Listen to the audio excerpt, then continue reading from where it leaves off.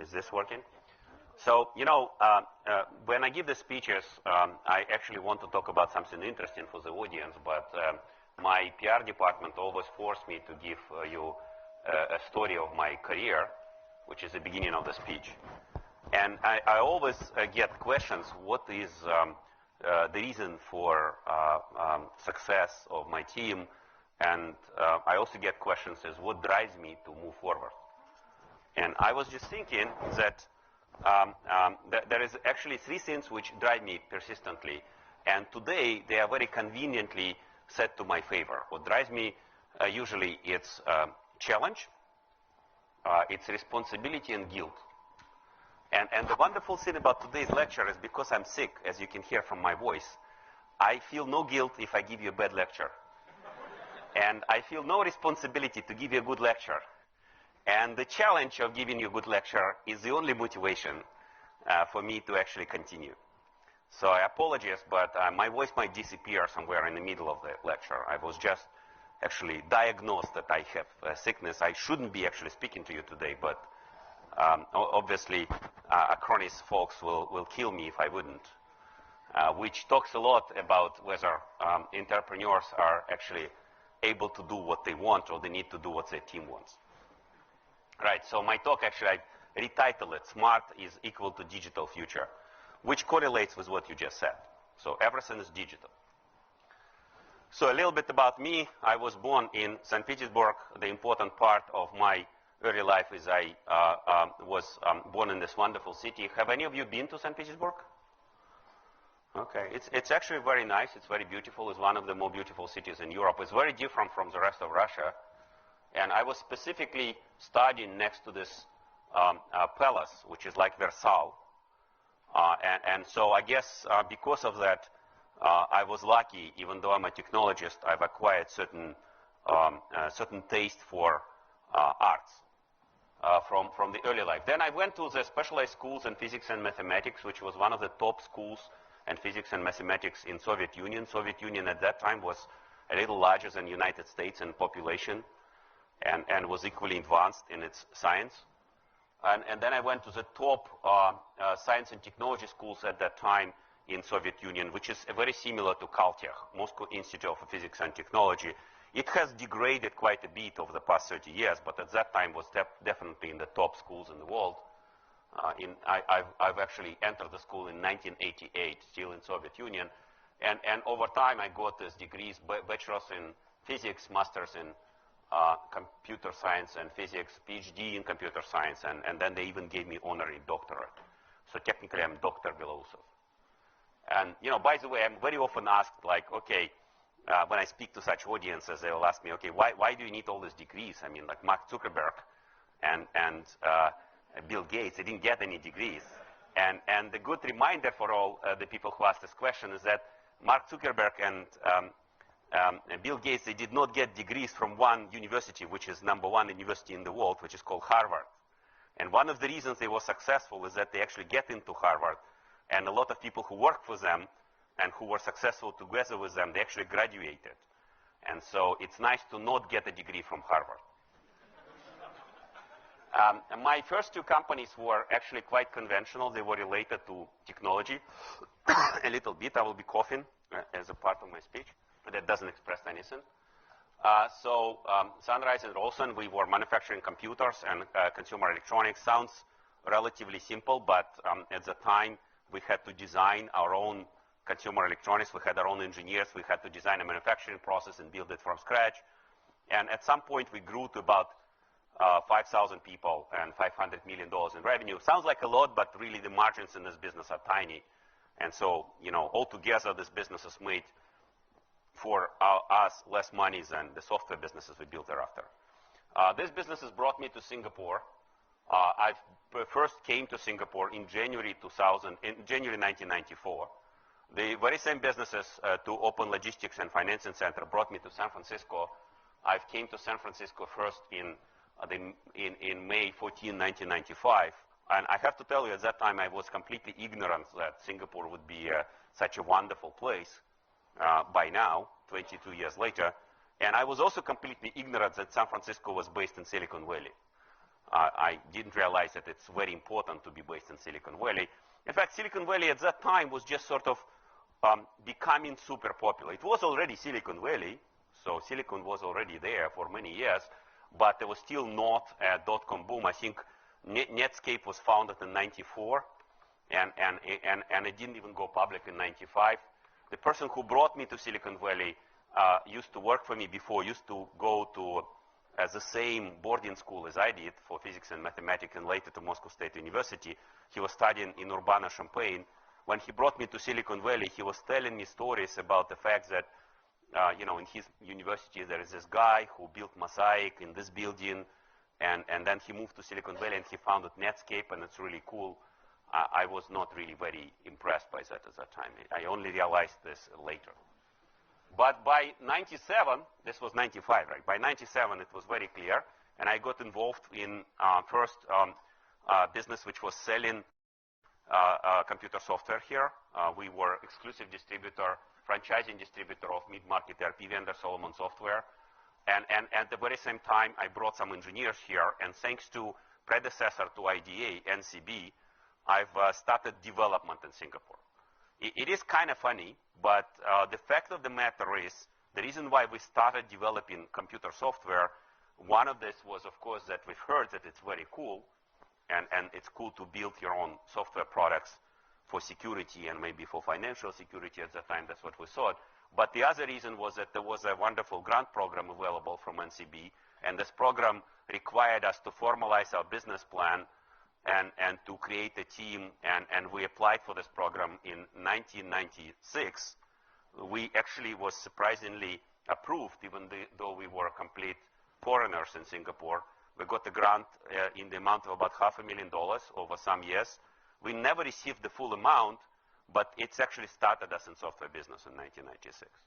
NCB was converted to IDA. The guy who used to run NCB at that time, Ken Waiso, went to Microsoft. Now he's on the board of IDA, but that's how I started in software business. Now, because of this grant program, which was co-funded by Microsoft, another feature which is interesting in Singapore is that government is always involving industry in any projects they do.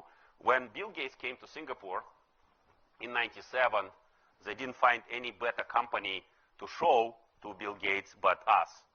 We had a very small team of people, and we had no clue what we're doing, but we were using latest Microsoft technology. Bill Gates spent about 25 minutes with us.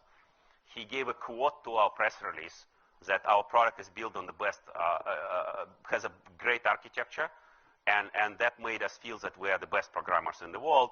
And through a series of steps, we ended up founding Parallels at that time, in the year 2000. We founded Parallels. It was called as Beloussov. It was founded in Singapore in International Plaza up until the beginning of 2001. We had about 60 people in Singapore. Over years, it have grown to about 1,150 people, hundreds of millions of dollars of revenue, and 10,000 service providers. We sold about 5 million copies of Parallels Desktop. Any of you use Parallels Desktop here? Well, there are few users. There's always few users in any audience.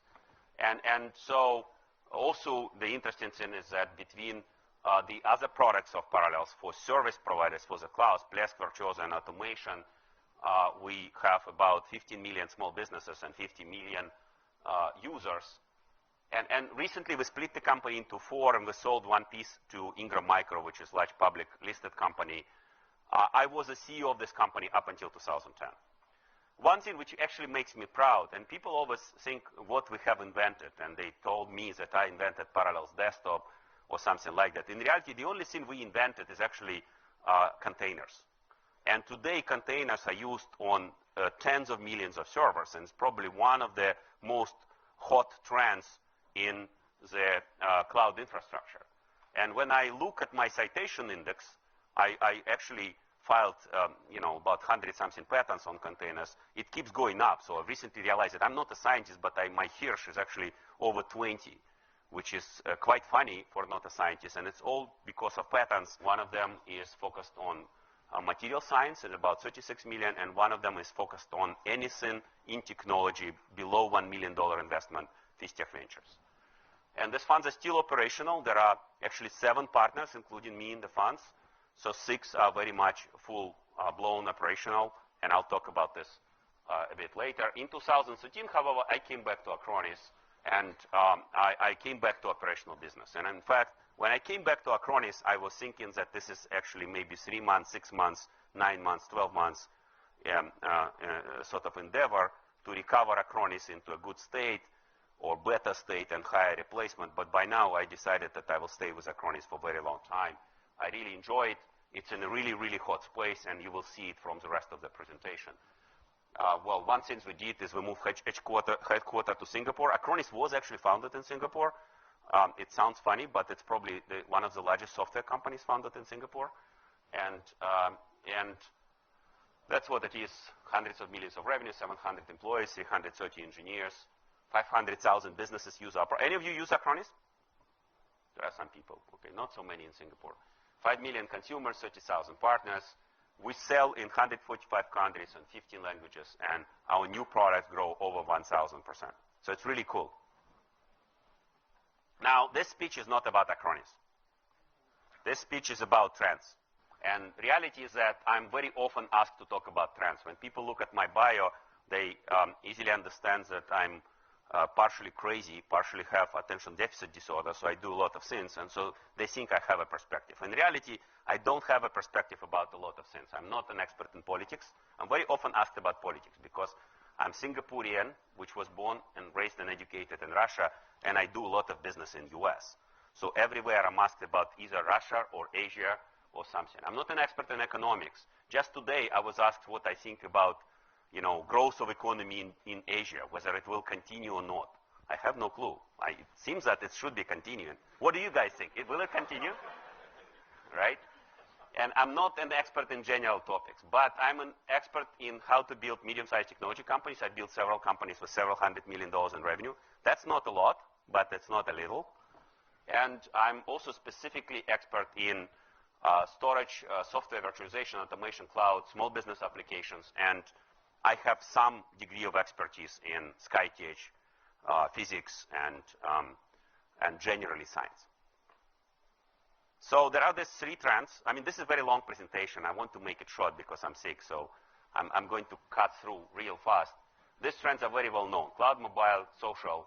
This presentation was first made about a year ago, and at that time, you can still talk about what's special, but there are some numbers here. $200 billion of cloud services spending in 2015. Depends on how you count it, but a lot. 7 billion mobile subscribers, so everybody is using mobile. There will be more mobile subscribers than people. 74% of adults use social media, of online adults use social media, and 68% of all Americans use social media. So definitely those trends are very widespread. So it's everybody. What do those trends mean? Well, one thing which they mean is they are all based on the fact that there is this phenomenon which used to be called internet, which used to be called World Wide Web before, and now it's called cloud. And what is cloud? I mean, people talk about cloud computing, and in our speeches, we spoke about cloud computing in parallel since about 2006. And so it gets boring by over time. And so we like to think that cloud is dead, because everything is cloud. And the real benefit of the cloud is cloud architecture. It's a different architecture of building information technology. And what is special? So there is 3 things. One of them is network effect, right? And it's well known, Metcalfe law. In the cloud, everything's connected. Everything can be involved. Every device is connected to another device. Every device, even inside the company, is connected to another device. And any person can participate in any business process. That is very special, because the whole value of internet at some point was even exactly in this fact that this was a network where everything can be connected. And over time, it became much more valuable than proprietary networks like AOL or CompuServe or MSN, which were at that time separate, because not everyone was connected to those networks, and not everyone was connected in the same way. The next thing, which is extremely important about cloud, and it makes life different, and the whole difference, is web standards. Web standard is effectively enabling network effect in software that allows easy integration between different components. In the past, And you guys live in the digital world, and you live in the cloud world, so for you, you don't know. But when we started in computing, I first get in touch with Apple computer. I believe I probably first played on the Apple computer around 1985 or 1984. Imagine that. It was in a scientific lab of a colleague of my dad. There was an Apple computer, and you couldn't actually move programs from one to another, and you couldn't even use the same, the same disk in one and another. One was a cassette, one was a big disk, one was a small disk. Everything was incompatible to that extent. In the cloud, everything's compatible. You can build on top. And finally, cloud is about scaling up. Cloud is about being able to scale to unlimited size, unlimited number of users, unlimited number of devices. And the more you scale, the less you pay per user, per device. With the scale-up architectures of mainframes, this was quite different. Mainframes were very expensive, and they were very expensive per user. And if you wanted to have more users, you would pay more per user, not less per user. Because scale-up architecture would actually be very efficient, would be very powerful, but it will be very expensive at large number of users, and there will be some limit. And at that limit, you will pay a maximum per user.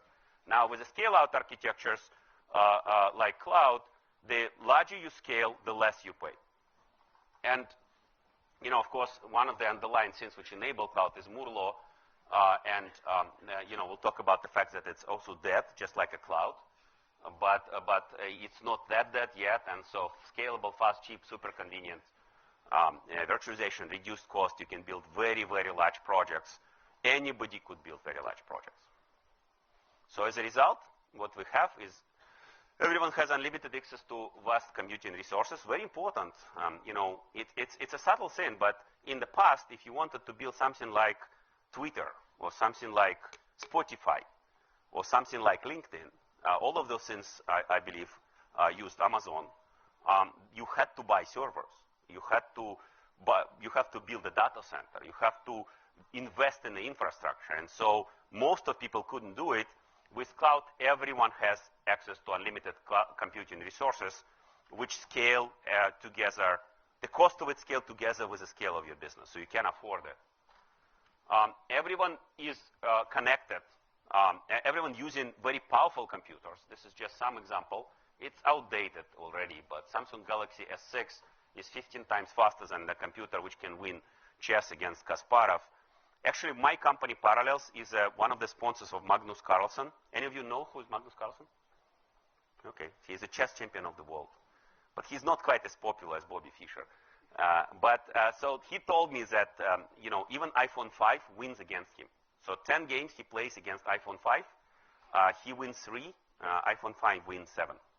And he has to, sometimes he can win 4, but most of the time he wins 3 or 2. Right? So that's very powerful. But at that time, I remember, this was about 2000 something, when Deep Blue won against Kasparov. That was a major achievement. And it's a big cluster which was required. And finally, everybody is using computer all the time. Computer is part of basic instinct. People are addicted to computers. This is just some example. This guy was publishing his mugshot, and he became a cover model because he got 60,000 likes on his mugshot. I'm not going to ask you if you guys like him or not. He looks okay here. Right? So this fact that everybody is connected all the time with powerful computers, there is unlimited computing resources, and not only everybody is addicted to computers. You go to a restaurant, you see 3 people or 4 people sitting on the table. They're not talking to each other, they're talking to their phones, right? And that enabled this meta trends. Sharing economy, Uber, HomeAway, Airbnb, ClassPass, that's one of the portfolio companies of ours, Amazon Home Services. Any of you use those services? Uber, everybody must have used Uber, right? It's great, it's quite convenient. Or HomeAway, I just recently used HomeAway. It's amazing. Or Airbnb, actually is a new player. HomeAway is old player, but they are both in shared economy. Instant messengers. Who would imagine? What's special about instant messengers? I've never really understood it before I realized that with Post, we would send maybe 1 letter a week or 1 letter a day for some people, or some people with active correspondence, like, I don't know, say, Winston Churchill will send 10 letters a day. With email, I personally send 150 emails a day, right? So it's much faster, right? But with instant messages, people do 800 messages a day on the average. So instant message is just much faster way to communicate. You just send many more messages. It's much more interactive. You cannot send 800 emails a day. I send more emails than anybody in Acronis by the factor of 10. Well, but averaged in Acronis by the factor of 10, or maybe by the factor of 7, but I cannot send 800 emails a day. It's impossible. On most of instant messaging networks, people easily send 800 instant messages a day, right? And so those messages are gaining ground. Any of you use Telegram, by the way? It's sort of funny question for me. Okay, there are some people. Okay, it's interesting, but both of the companies which are leaders in instant messages, WhatsApp and Telegram, are founded by people who came out of Soviet Union. So WhatsApp is founded by people from Ukraine. Jan Kaum, he's from Ukraine. And Telegram is founded by the guy who left Russia to Germany, Pavel Durov. So they are sort of related to Russia, to the country when I was born. And in fact, Telegram is slightly better because Germany is better in privacy laws. And it's growing very fast. It's about 100 million users right now. Data-driven automated education. Well, definitely a trend. It's quite clear that at some point education will be much assisted by IT. It's still an area where IT is relatively weak. Most of education is like this. It's quite manual. And data-driven automated healthcare, lots of things to do, literally to save lives. Again, this is an area which is growing very fast. Data-driven automated government, definitely something we can see in Singapore. All of those last three areas, they have to do with the percentage of people which are actively using computers. As soon as a percentage of people which is actively using computers above certain threshold, these trends become relevant. If only few people in a classroom, including schools, only few people in a hospital or being sick, only few people in a country use computers, then those three last things are not yet as relevant. And so they are becoming trends, and there will be major trends over the next 5-10 years. So what's next? Those are very known trends. And, you know, again, cloud is everywhere and everything is cloud. Mobile is everywhere and everything is mobile. And social is part of our life. Social is becoming our basic instinct. Most people, if you switch off social, they feel as if they lost hearing or they lost vision, right? And it's really hard. I mean, I've started to do this several times a year. I actually switch off my devices for several days. And you feel a little different, right? But so what are the next big trends? And so here I wanted to talk about this big trends. Again, this was presented first about a year ago, and I came up with these trends even before. The fact of the matter, I present a speech very often, and the trends don't change that often.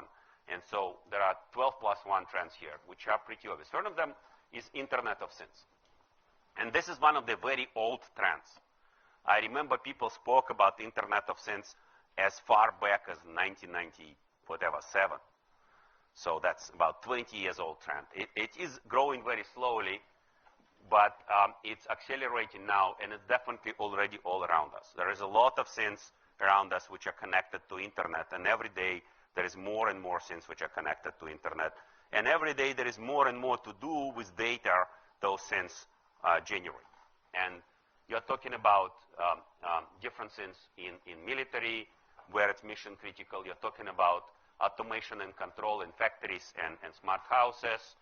This is just some information about the trends. You know, they believe that there will be about 50 billion devices connected in 2020. That's significant change for many parts of IT. For example, it's a change for system management. You know, people used to deal with 1 billion devices. Now you deal with 50 billion devices. For example, it's significant change for internet infrastructure, because you have much more traffic and you have many more devices which send traffic. It's significant trend for storage, because there is so much data these devices generate. And so if you want to learn more about it, I just recommend to read this book, Silent Intelligence. Anybody of you read this book? It's a pretty good book. It's written by a friend. He used to work for Qualcomm for a very long time. Qualcomm is one of the leaders in Internet of Things area. And, you know, there is another trend. I mean, I've sent this slide to him, to this guy. Well, he's on the left side, on the right side, Daniel Abadovsky. he told me that I have to talk about fog computing. And every time I give the speech, I think that I should delete it because I'm not sure what it is. But it's supposed to. Any of you know what is fog computing? It's computing on the edge of all this Internet of Things devices. Do you know what is fog computing? You're supposed to know. Anyways, it's supposed to be very cool, right? So next trend is robots. So what is really enabling robots and enabling to a great extent is one of the challenges of robots was that they needed a very powerful computers. But today, smartphones are not only powerful, but also have a lot of sensors in them. And so that really enables robots to grow much faster. Is it because they directly use smartphones, like in many of those toys? Or because they can use the same components, which are now widely available and very inexpensive, right? So this is one of the first robots, Roomba. Any of you have Roomba? So you see many, right? Two-thirds of people supposedly name their Roombas. Do you have a name for your Roomba? Yeah, that's pretty weird. That's definitely a first very useful robot. There are robots like this for specialized things like cleaning windows in high buildings or cleaning hospital yards and so on. This is another example. This is a new robot which you can use as a Segway, or it can be a butler, recently released. This is a BMW, which is starting to use robots in Germany to collaborate with people, to sort of give people assistance in a production line.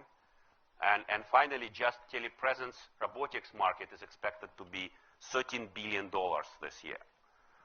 In fact, I was one of the first people who bought this double, and I've installed it in my Seattle office. At that time, I was still involved in Parallels, and my employees sort of made fun of it. They put a red shirt on it, and that's my face on the robot, and it's sort of scared of me there.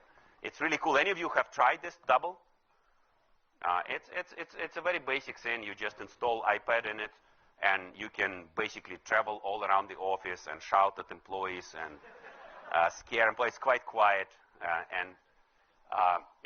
so this is actually, the company is growing very, very fast. They just crossed $10 million in revenue, and they're just releasing the second version of this robot, and it's really very, very simple. It's just this thing below. It's kind of like Segway and an iPad on top, and you can manage it from your iPhone. We have those robots installed in every office. We have one in Moscow, one in Boston, and one in Singapore, and anybody can connect and drive it around. It's not actually that widely used because it's not so convenient just yet, but I believe it would be. Trend 3 is drones, right? It's another very big trend. FAA finally certified Amazon drones. So Amazon drones would be used to deliver. Amazon believes that it's very important to deliver stuff within 30 minutes because it enables emotional purchases, like I want this shoes or I want this dress, and you buy it, and in 30 minutes it arrives at your place.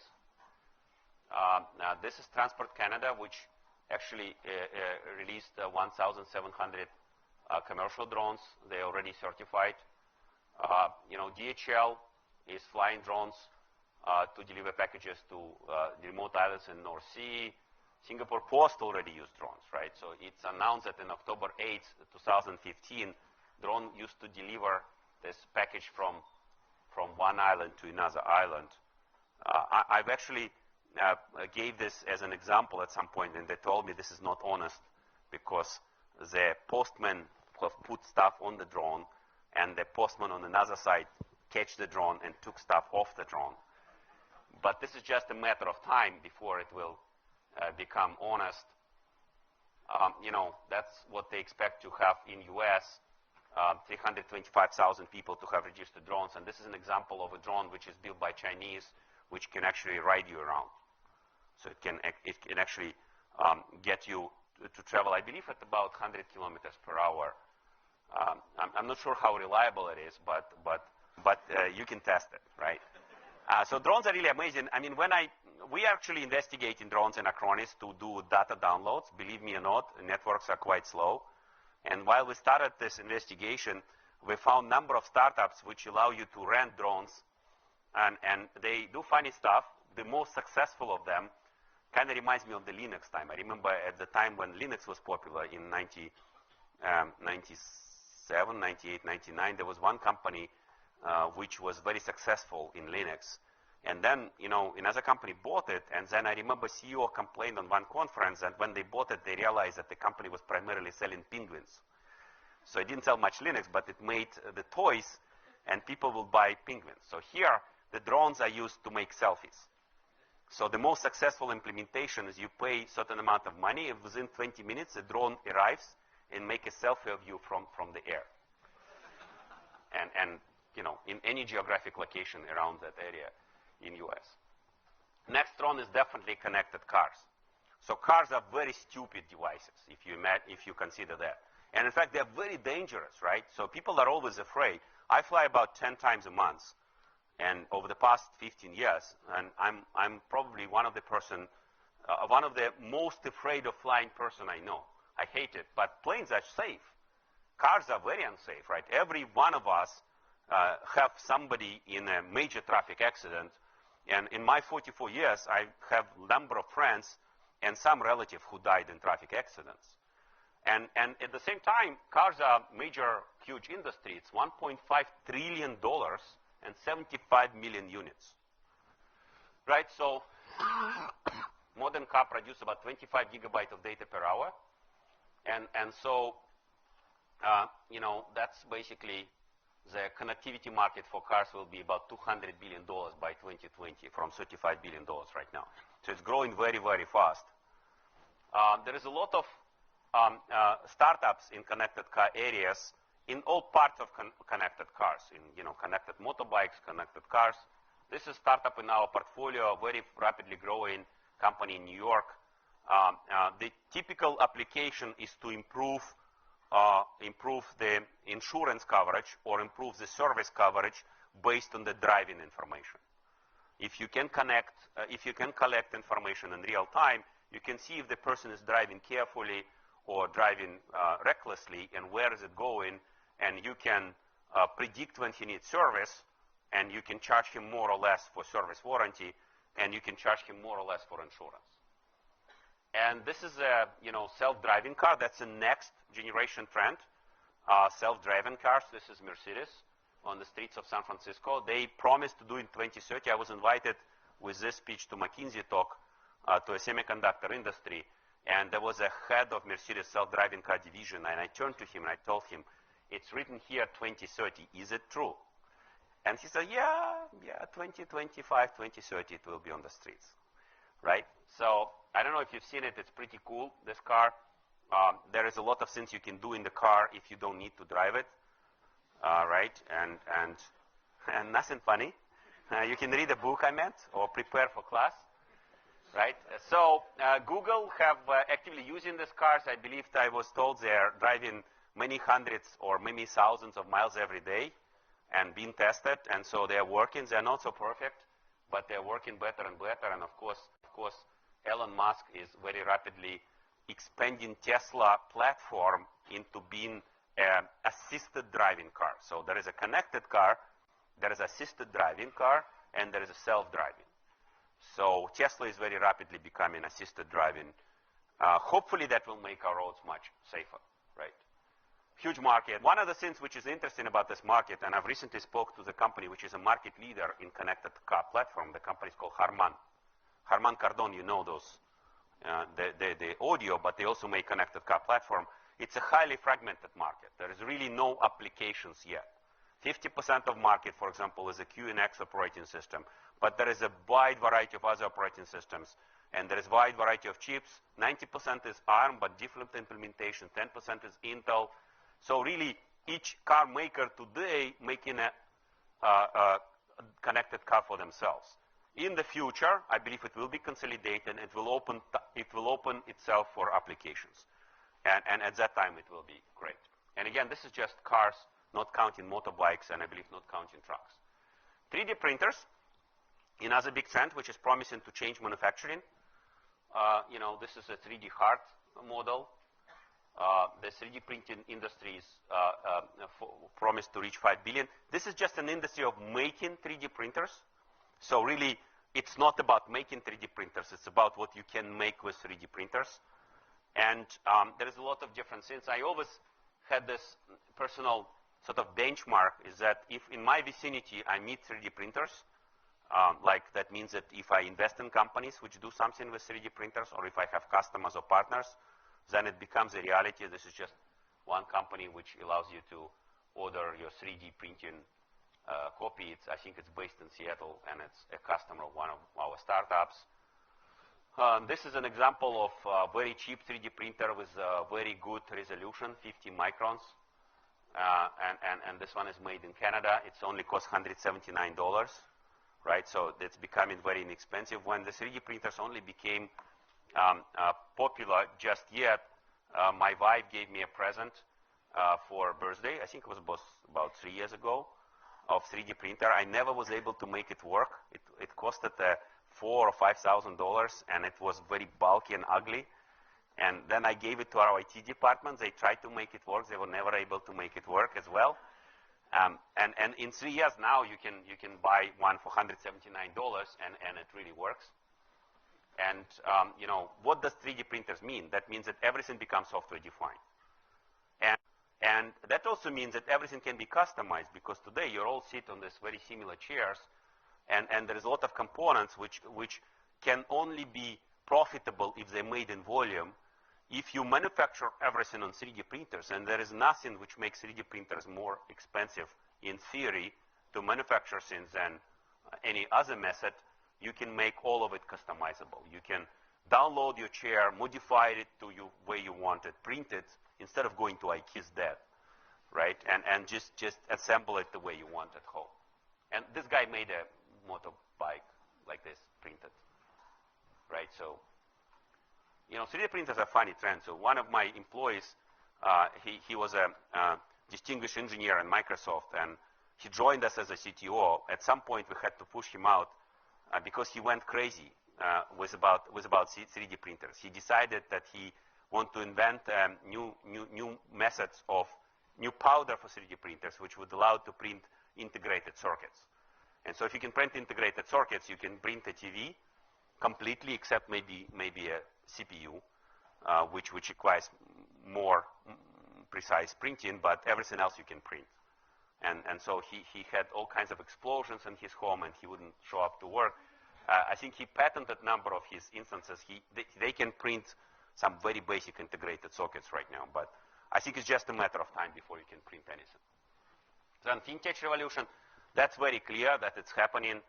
The banking system of the world is very antiquated. It's about 600, 500 years old. The first bank I believe I've seen was in the city called Siena in Italy. That's what they call, of course, something like banks were before. It's disrupted from every angle. Lending Club IPO brought it to about $10 billion valuation. We are actually investor in a number one company in the same area in UK called Zopa. Payment space has been conquered from a variety of angles by mobile operators, by carriers and retailers. Again, it's amazingly stupid space, right? If you think about it, you have to carry those wallets with credit cards. That's stupid, right? It's enough to carry a mobile phone. It knows everything about you, and it's much more sophisticated than credit card, right? So credit card has a tiny little chip. It's very easy to forge. Try to forge a mobile phone, much harder. And it's only a matter of time when it will happen. Now, of course, there is Bitcoin. Any of you use Bitcoin? Right? Any of you done something with Bitcoin? Right. So Bitcoin is it has made a lot of splashes, but when I gave this speech first, I believe it was about I'm just thinking maybe 3 years ago with Bitcoin. I was talking about that this is something between a stock market and Las Vegas, right? Bitcoin. In reality, Bitcoin converted into just blockchain. And so it's separated from Bitcoin. And blockchain is very effective method of authenticating information, making sure that information is original based on distributed cryptographic proof, which allows to not have a central authority. That's very convenient. Think about it, is that what is the problem with digital information? I've not realized it for a long time. I have to tell you, I'm very ignorant of technologies this way. So Bitcoin has appeared on the horizon, what, 4 years ago? Right? And I've only realized what I'm telling you maybe a month ago. Before that, I was not really sure. But the thing is, digital data has a very amazing and, unlucky quality. It can be easily forged. You can easily copy it, right? You can never know if the digital data is real. It can easily be modified, right? And that makes digital data not very valuable, right? So how do you know that a certain document is the right document? It can have been modified if it's digital. And so you have to keep a copy with some central authority and verify the copy that it's accurate. Or Bitcoin technology, what blockchain technology allows you to do, it allows you to do hundreds of times or thousands of times more authentications of the fact that the document is authentic. And that allows to revolutionize a lot of different parts of the industry, including financial, including healthcare, including education, including insurance, anywhere where you need to ensure that the information is original. And so a lot of investment in this area. This is just some examples of investments which happened last year. Blockchain is not just a technology, it's also a very large framework which allows to do many, many different things. So if you haven't looked at it, I encourage that you do. It might be useful in a variety of ways, way a part of blockchain. Wearables. It's an old trend, right? So it started from, that's a prediction for this $500 million, $50 billion in 2018. Fitbit, have started a very, very long time ago, right? And then it went to about 21 million units in sales right now, and it's growing very, very fast. This is just example of other wearable from the top manufacturer of high-end watches. Gartner expects that this market will be growing at about 50%, and it's about 11.5 billion this year. So it's a large market. Any of you wear Apple Watch? You? 1, 2? Anybody else? Right? So not so many people, right? So reality is that from my standpoint, the big revolution will happen is when these wearables will become really useful for our lives. Today, they don't really have the right sensors. There is a lot of research in physics and in technology to bring the right sensors into this, which can use medical level qualities of your blood or of your pulse, of your ECG, which can really prolong your life and solve your health problems. And that will similar to connected car. So you think about connected car, well, you will think the same about connected human. So connected human will have a cheaper medical insurance and will have a better medical service, same way as a connected car. And so everybody will wear them because it will just be effectively cheaper to wear them than not to wear them. And not necessarily it will be a smartwatch. I'm not wearing a watch ever, so I probably wouldn't be wearing a smartwatch, but some kind of sensors which will measure my blood, what is in my blood and what is happening with my heart will definitely be very useful. For example, I wouldn't be sick today if I would have had one of those sensors, which some of the people are contemplating. I would have been cured about a week ago. But I only did a blood test yesterday, and I only knew the blood test result today, and I will only start taking antibiotic tomorrow. With this thing, I could have been cured right at the moment when I was getting sick.